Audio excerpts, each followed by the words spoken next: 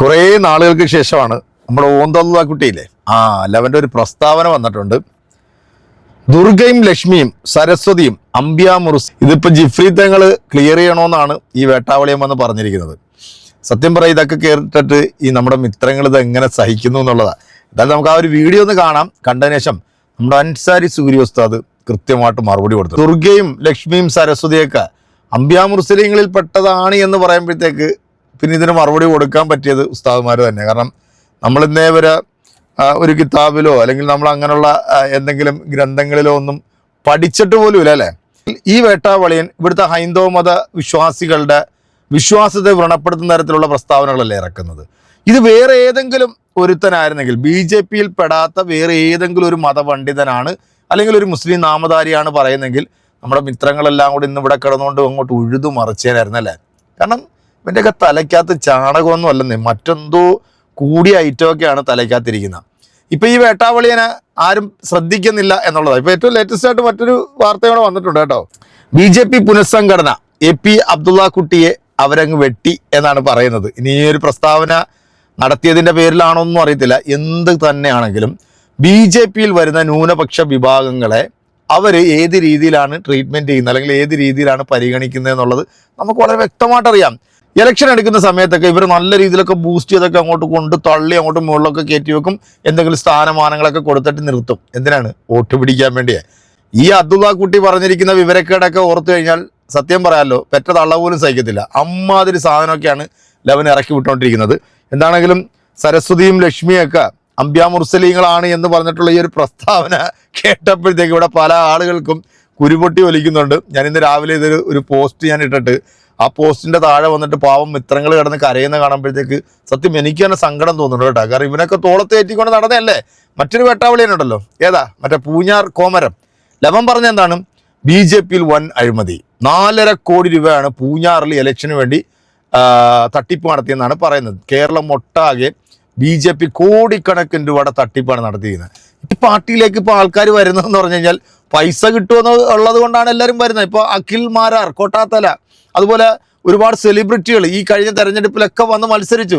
ഇവർക്കെല്ലാം കൈനിറയെ കാശ് കിട്ടും എന്നുള്ളൊരു ഉദ്ദേശത്തിലാണ് ഇവർ വന്നത്. അല്ലാതെ ഈ പാർട്ടിയോടുള്ള കൂറൊന്നും കൊണ്ടല്ല. പിന്നെ കേന്ദ്രം ഭരിക്കുന്നത് BJP ആയതുകൊണ്ട് അഡ്ജസ്റ്റ് ചെയ്ത് നമ്മുടെ കേരളത്തിൽ എന്തെങ്കിലുമൊക്കെ നടത്തി പോകാം എന്നുള്ളൊരു ധാരണയുണ്ട്.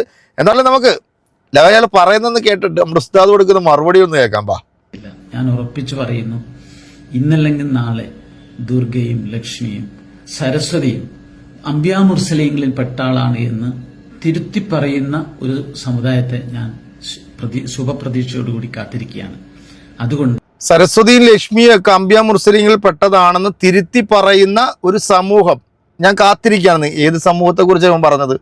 ഒരിക്കലും ഇവിടുത്തെ ഇസ്ലാം മത വിശ്വാസികൾ ദുർഗയും ലക്ഷ്മിയും സരസ്വതിയും ഒന്നും അംബ്യാമുറുസലീങ്ങളിൽ പെട്ടവരാണെന്ന് പറയില്ല കേട്ടോ. അത് ഈ രാജ്യത്ത് ജീവിക്കുന്ന ഓരോ മുസൽമാനായിക്കോട്ടെ, ക്രൈസ്തവനായിക്കോട്ടെ, അല്ലെങ്കിൽ മറ്റേത് വിഭാഗത്തിൽപ്പെട്ടവരായിക്കോട്ടെ, അവരുടെ വിശ്വാസങ്ങളെയും അവരുടെ ദൈവങ്ങളെയും ബഹുമാനിക്കുക, മാനിക്കുക, അവരെ തള്ളി പറയാതിരിക്കുക എന്നാണ് ഇസ്ലാം പഠിപ്പിച്ചിരിക്കുന്നത്.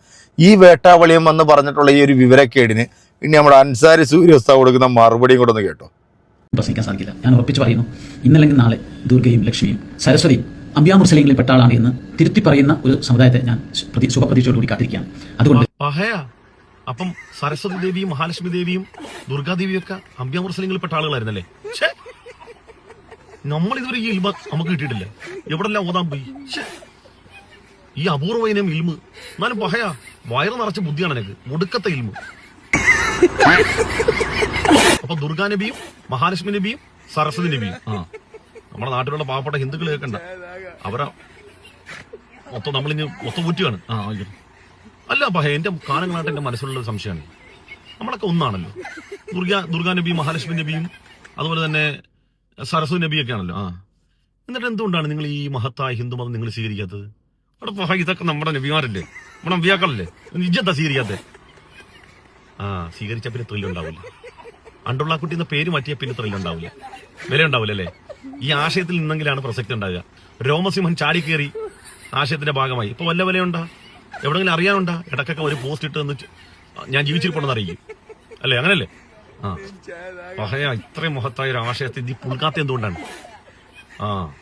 അപ്പൊ ഏതായിരുന്നാലും പാവപ്പെട്ട നമ്മുടെ ഹൈന്ദവ സഹോദരങ്ങളുടെ ആ സരസ്വതി ദേവിയും മഹാലക്ഷ്മി ദേവിയും അതുപോലെ ദുർഗാദേവിനെയൊക്കെ പണ്ടുള്ള ആ കുട്ടി തൂക്കി.